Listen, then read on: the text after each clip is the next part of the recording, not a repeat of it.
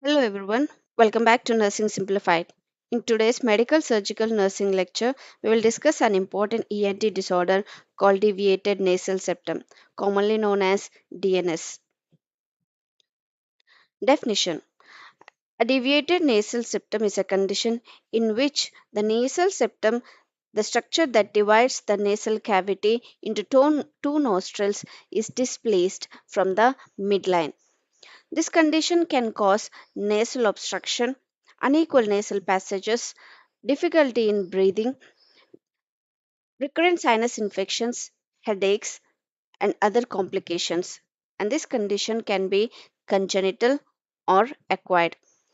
So, congenital means it develops before birth or during birth, may be due to chromosomal abnormalities, genetic mutations, or environmental factors which causes the fetus to develop the condition.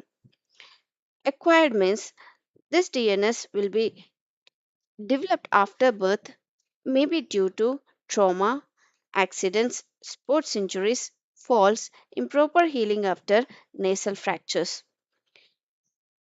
DNS can be mild or severe. Anatomy of nasal septum. The nasal septum is made up of a cartilage and bone.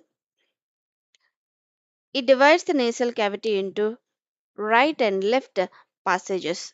A normal septum allows equal airflow through both the nostrils, whereas this deviated nasal septum obstructs the airflow. Because of this deviation, the airflow will be obstructed and it is covered by the mucous membrane and it supports the structure of the nose to regulate the airflow. When the septum is deviated, then the airflow will be obstructed.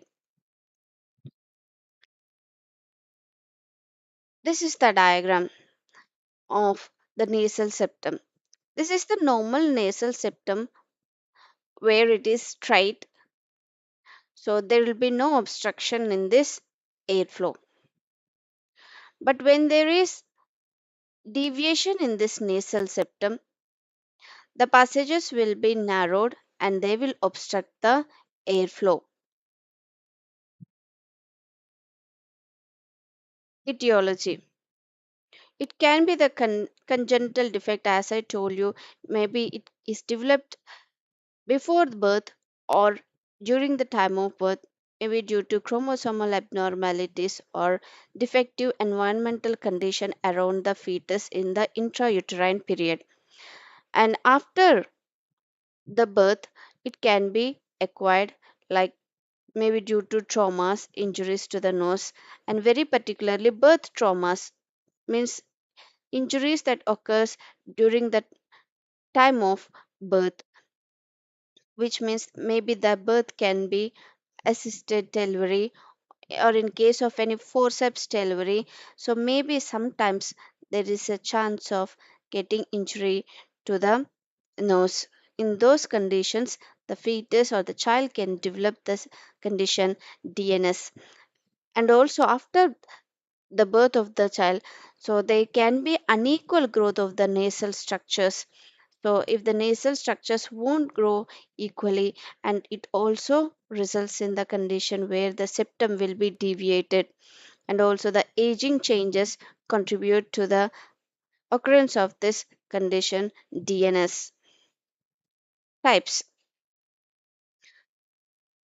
so the types can be deviated nasal septum can be C-shaped deviation, means the septum will be in a C shape, or S-shaped deviation, or sometimes the spur formation, so where the bony part,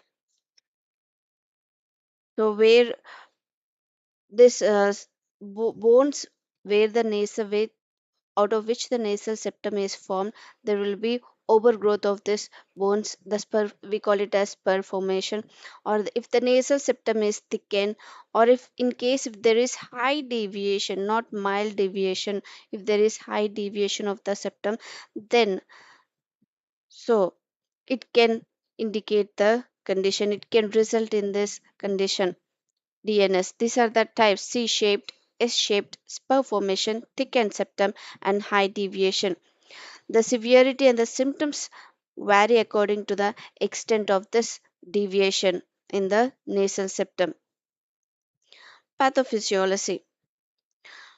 When the septum deviates from the midline, the airflow through the nasal cavity becomes obstructed, and this leads to turbulent airflow, mucosal irritation, impaired drainage of sinuses, recurrent infections, and breathing difficulties. So, clinical manifestations. Clinical manifestations can be nasal obstruction, maybe it can be on one side, the airflow can be obstructed on one side of the nostril or else on both the nostrils, difficulty in breathing, or we can either call it as mouth breathing, and frequent nose bleeds like epistaxis and all, headache, snoring, or sleep disturbances due to improper airflow and deviated septum, recurrent sinusitis, facial discomforts can be the clinical manifestations or signs and symptoms of this condition. Diagnostic evaluation. Take the history of the patient. So, from when there is deviation, so from when they are suffering from any traumas, injuries, or any falls, or any improper healing of the fractures, or any recurrent infections, we take the history. Through physical examination, we will be able to find out the improper breathing pattern, and in the physical examination, we can perform anterior rhinoscopy where it is possible to view the deviated nasal septum, or else even we can use the nasal speculum to view this, or in case of any posterior deviation, so in that case we can perform nasal endoscopy where the deviated septum can be visible through this endoscope, and CT scan can be done if needed or necessary, so to understand the deviation, or in case of any spurs formed in the nasal cavity, and airflow can be assessed. So how is the airflow, if how is it obstructed, whether in one nostril or whether it is obstructed from both the nostrils, how is the breathing pattern, are they breathing from mouth, so all these conditions are assessed. Medical management for this is use decongestants.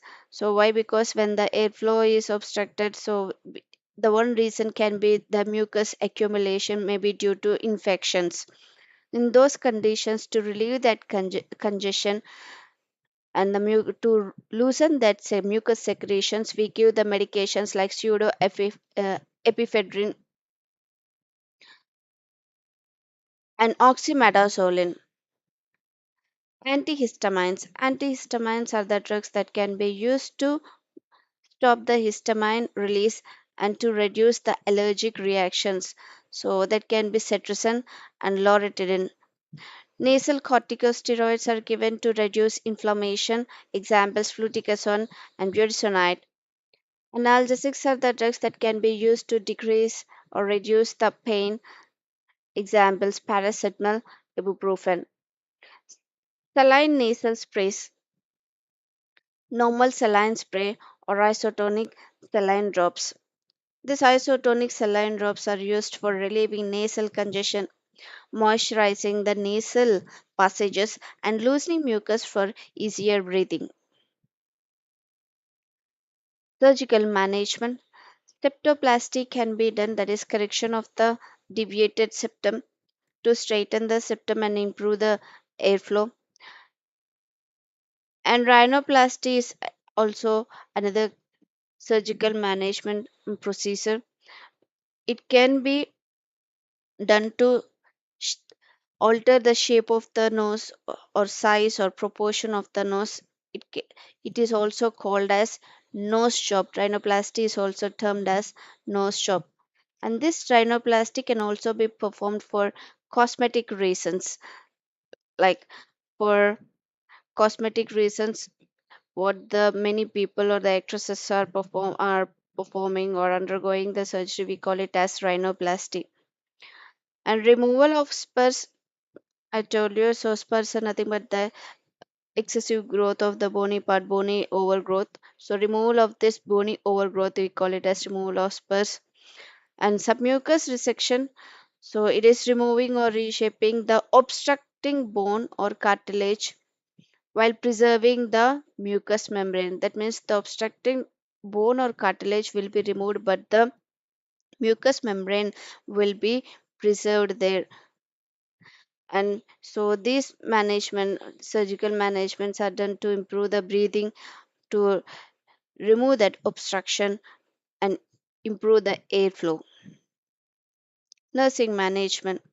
Nurses should assess the breathing difficulties, breathing pattern, monitor the nasal obstruction, educate patients regarding medications, provide post operative care if any surgery is done, and observe for bleeding. So sometimes there can be epistaxis, or encourage follow up visits and encourage nasal hygiene and encourage them to take humidified air, or in case of humidification if needed for taking the saline drops and all. Hydration is really important. Encourage them to take plenty of fluids. All this comes under nursing management. Complications. So if left untreated, if the condition is not treated, it can lead to the complications like chronic sinusitis, recurrent infections, nasal blockages, sleep apnea, and reduced quality of life, and sometimes mouth breathing and epistaxis. This can be the complications of DNS if left untreated. Prevention and patient education. So, need to avoid the nasal traumas or injuries or falls or any sports injuries to the nose, and very particularly while playing the sports, and also protective gear has to be used to prevent the injuries, and nasal hygiene has to be maintained, and immediately seek the medical help or treatment if needed. Follow the medical advice properly. And to summarize, the deviated nasal septum is a common structural abnormality of the nose. Early diagnosis, appropriate management, and patient education are important for preventing complications and improving respiratory comfort. Thank you for watching this lecture. If you found this video useful, please like, share, and subscribe to Nursing Simplified for more medical surgical nursing content. Happy learning and stay safe. Thank you.